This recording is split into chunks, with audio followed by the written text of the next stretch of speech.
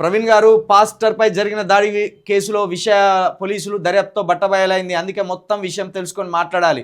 ఎప్పుడు కానీ మైనర్ సమాచారమే ఉంటుంది, ప్రాథమిక సమాచారమే ఉంటుంది. ప్రాథమిక సమాచారం ఎక్కడి దాకా పోతుంది అనేది మనం అర్థం చేసుకోవాలి. ప్రాథమిక ఘటన జరిగినప్పుడు ఆ ఘటన మీద మన స్టాండ్గా కంటే కూడా మన స్పందన ఏంటిది అనేది చూడాలి. పోస్ట్ మార్టం వెంటనే జరగదు. ఇప్పుడు పాస్టర్ అభినయ్ గారికి సంబంధించి అది ఫేకా రియలా ఇంకా కన్ఫ్యూజన్ ఉన్నది. అది ఫేకా రియల్ ఇంకా కన్ఫ్యూజన్ ఉన్నది. కాకపోతే అలాంటి దుర్మార్గుల వల్ల క్రిస్టియానిటీకి ఇంకా చెడ్డ పేరే.